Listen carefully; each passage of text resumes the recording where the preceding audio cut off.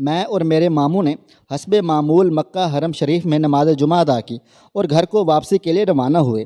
شہر سے باہر نکل کر سڑک کے کنارے کچھ فاصلے پر ایک بے آباد سنسان مسجد آتی ہے۔ مکہ شریف کو آتے جاتے سپر ہائی وے سے بارہا گزرتے ہوئے اس جگہ اور اس مسجد پر ہماری نظر پڑتی رہتی ہے اور ہم ہمیشہ ادھر سے ہی گزر کر جاتے ہیں، مگر آج جس چیز نے میری توجہ اپنی طرف کھینچ لی تھی وہ تھی ایک نیلے رنگ کی فورڈ کار جو مسجد کی خستہ حال دیوار کے ساتھ کھڑی تھی۔ چند لمحے تو میں سوچتا رہا اس کار کا اس سنسان مسجد کے پاس کیا کام، مگر اگلے لمحے میں نے کچھ جاننے کا فیصلہ کرتے ہوئے اپنی کار کو رفتار کم کرتے ہوئے مسجد کی طرف کچی سائیڈ روڈ پر ڈال دی۔ میرا ماموں جو عام طور پر واپسی کا سفر غنودمی کے گزارتا ہے، اس نے بھی اپنی آنکھوں کو واک کرتے ہوئے میری طرف حیرت سے دیکھتے ہوئے پوچھتا ہے، کیا بات ہے، ادھر کیوں جا رہے ہو؟ ہم نے اپنی کار کو مسجد سے دور کچھ فاصلے پر روکا اور پیدل مسجد کی طرف چلے۔ مسجد کے نزدیک جانے پر اندر سے کسی کی پرسوز آواز میں سورۃ الرحمن تلاوت کرنے کی آواز آ رہی تھی۔ پہلے تو یہی ارادہ کیا کہ باہر رہ کر ہی اس خوبصورت تلاوت کو سنیں، مگر پھر یہ سوچ کر کہ اس بسیدہ مسجد میں جہاں پرندے بھی شاید نہ آتے ہوں، اندر جا کر دیکھنا تو چاہیے کہ کیا ہو رہا ہے۔ ہم نے اندر جا کر دیکھا ایک نوجوان مسجد میں جائے نماز بچھائے ہاتھ میں چھوٹا سا قرآن شریف لیے بیٹھا تلاوت میں مصروف ہے، اور مسجد میں اس کے سوا اور کوئی نہیں، بلکہ ہم نے تو احتیاطاً ادھر ادھر دیکھ کر اچھے تسلی کر لی کہ واقعی کوئی اور موجود نہیں، تو میں نے اسے السلام علیکم ورحمۃ اللہ وبرکاتہ کہا۔ اس نے نظر اٹھا کر ہمیں دیکھا، صاف لگ رہا تھا کسی کی غیر متوقع آمد اس کے وہم گمان میں بھی نہ تھی، حیرت اس کے چہرے سے عیاں تھی۔ اس نے ہمیں جواب میں وعلیکم السلام ورحمۃ اللہ وبرکاتہ کہا۔ میں نے اس سے پوچھا، عصر کی نماز پڑھ لی ہے کیا تم نے؟ نماز کا وقت ہو گیا ہے اور ہم نماز پڑھنا چاہتے ہیں۔ اس کے جواب کا انتظار کیے بغیر میں نے اذان دینا شروع کی تو وہ نوجوان قبلہ کی طرف رخ کیے مسکرا رہا تھا۔ کس بات پر یا کس لیے یہ مسکراہٹ مجھے پتہ نہیں، عجیب معمہ سا تھا۔ پھر اچانک اس نوجوان نے ایک ایسا جملہ بولا کہ مجھے اپنے اعصاب جواب دیتے نظر آئے۔ نوجوان کسی کو کہہ رہا تھا، مبارک ہو، آج تو باجماعت نماز ہوگی۔ میرے ماموں نے بھی مجھے تعجب بھری نظروں سے دیکھا، جسے میں نظر انداز کرتے ہوئے اقامت کہنا شروع کر دی، جبکہ میرا دماغ اس نوجوان کے فکرے پر اٹکا ہوا تھا۔ مبارک ہو، آج تو باجماعت نماز ہوگی، دماغ میں بار بار یہی سوال آ رہا تھا، یہ نوجوان آخر کس سے باتیں کرتا ہے؟ مسجد میں ہمارے سوا کوئی بندہ و بشر نہیں ہے، مسجد فارغ اور ویران پڑی ہے، کیا یہ پاگل تو نہیں؟ میں نے نماز پڑھا کر نوجوان کو دیکھا جو ابھی تک تسبیح میں مشغول تھا۔ میں نے اس سے پوچھا، بھائی کیا حال ہے تمہارا؟ جس کا جواب اس نے بخیر وللہ الحمد کہہ کر دیا۔ میں نے اس سے پھر کہا، اللہ تیری مغفرت کرے، تو نے میری نماز سے توجہ کھینچ لی۔ وہ کیسے؟ نوجوان نے حیرت سے پوچھا۔ میں نے جواب دیا، جب میں اقامت کہہ رہا تھا تو تم نے ایک بات کہی، مبارک ہو، آج تو باجماعت نماز ہوگی۔ نوجوان نے ہنستے ہوئے جواب دیا، اس میں ایسی حیرت والی کون سی بات ہے؟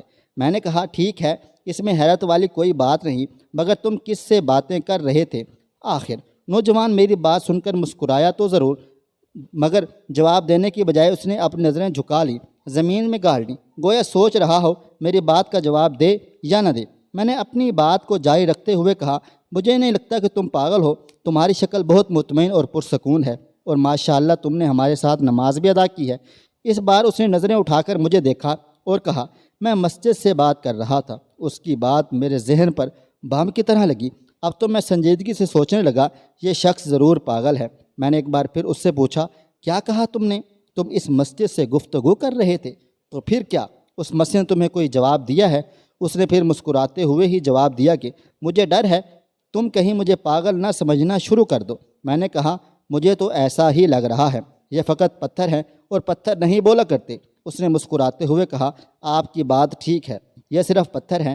اگر تم یہ جانتے ہو یہ صرف پتھر ہیں جو نہ سنتے ہیں نہ بولتے ہیں، تو باتیں کس سے کی؟ نوجوان نے نظریں پھر زمین کی طرف کر لیں، جیسے سوچ رہا ہو جواب دے یا نہ دے، اور اب کی بار اس نے نظریں اٹھائے بغیر ہی کہہ دیا، میں مسجدوں سے عشق کرنے والا انسان ہوں۔ جب بھی کوئی پرانی ٹوٹی پھوٹی یا ویران مسجد کو دیکھتا ہوں تو اس کے بارے میں سوچتا ہوں۔ مجھے ان ایام میں خیال آ جاتا ہے جب لوگ اس مسجد میں نمازیں پڑھا کرتے ہوں گے۔ پھر میں اپنے ہی سے آپ سے سوال کرتا ہوں، اب یہ مسجد کتنا شوق رکھتی ہوگی کہ کوئی تو ہو جو اس میں آ کر نماز پڑھے، کوئی تو ہو جو اس میں بیٹھ کر اللہ تعالیٰ کا ذکر اذکار کرے۔ میں مسجد کی اس تنہائی کے درد کو محسوس کرتا ہوں۔ کوئی تو ہو جو ادھر آ کر تسبیح و تحلیل کرے، کوئی تو ہو جو آ کر چند آیات پڑھ کر ہی اس دیواروں کو ہلا دے۔ میں تصور کر سکتا ہوں کہ یہ مسجد کس قدر اپنے آپ کو باقی مساجد میں تنہا پاتی ہوگی، کس قدر تمنا رکھتی ہوگی کہ کوئی آ کر چاند رکھتے اور چند سجدے ہی ادا کر جائے، میں کوئی بھولا بھٹکا مسافر یا راہ چلتا ہوا انسان آ کر ایک اذان ہی بلند کر دے، پھر میں خود ہی ایسی مسجد کو جواب دیا کرتا ہوں، اللہ کی قسم میں ہوں جو تیرا شوق پورا کروں گا، اللہ کی قسم میں ہوں جو تیرے آباد دنوں جیسے ماحول کو زندہ کروں گا۔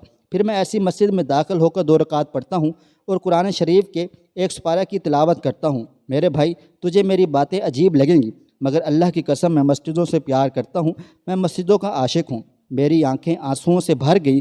اس بار میں نے اپنی نظریں زمین میں ٹکا دی کہ کہیں نوجوان مجھے روتا ہوا نہ دیکھ لے۔ اس کی باتیں، اس کا احساس، اس کا عجیب کام اور اس کا عجیب اسلوب، عجیب شخص ہے جس کا دل مسجدوں میں اٹکا رہتا ہے۔ میرے پاس کہنے کے لیے اب کچھ بھی نہیں تھا، صرف اتنا کہتے ہوئے کہ اللہ تجھے جزائے خیر دے۔ میں نے اسے سلام کیا، مجھے اپنی دعاؤں میں ضرور یاد رکھنا کہتے ہوئے اٹھ کھڑا ہوا، مگر ایک حیرت ابھی بھی باقی تھی۔ نوجوان نے پیچھے سے مجھے آواز دیتے ہوئے کہا تو میں دروازے سے باہر جاتے جاتے رک گیا۔ نوجوان کی نگاہیں ابھی بھی جھکی تھی اور وہ مجھے کہہ رہا تھا، جانتے ہو جب میں ایسی ویران مسجد میں نماز پڑھ لیتا ہوں تو کیا دعا مانگا کرتا ہوں؟ میں نے صرف اسے دیکھا تاکہ بات مکمل کرے۔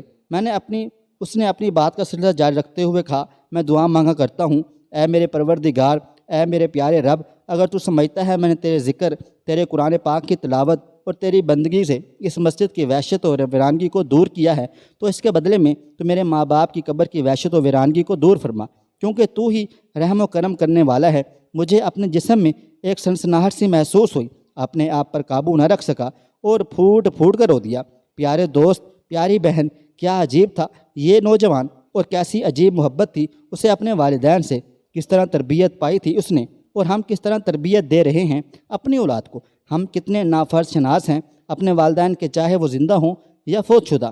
ایک طرف ہمارا معاشرہ ہے جس میں نوجوان بس ان کی دنیا موبائل فونز ہیں، اٹھتے بیٹھتے سوتے جاگتے غرض کے بس موبائل فون نے ہی ہمارے نوجوانوں کی زندگیوں کو تباہ و برباد کر کے رکھ دیا ہے۔ نہ انہیں اپنے ماں باپ کی فکر ہے، بس موبائل موبائل اور موبائل۔ پھر کہتے ہیں کہ کامیابی نہیں ملتی وغیرہ وغیرہ۔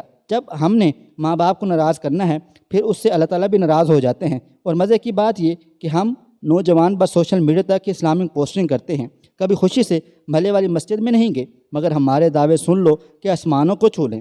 بس میری اللہ رب العزت سے دعا ہے وہ ہمیں نیک اعمال کرنے کی توفیق عطا فرمائے اور ہمارا نیکی پر خاتمہ کرے، آمین ثم آمین۔ پیارے دوستو، یہ تھی ہماری آج کی کہانی، امید کرتے ہیں آپ کو پسند آئی ہوگی۔ مزید ایسے سبق آموز واقعات اور کہانیوں کے لیے میرا چینل سبسکرائب کر لیں۔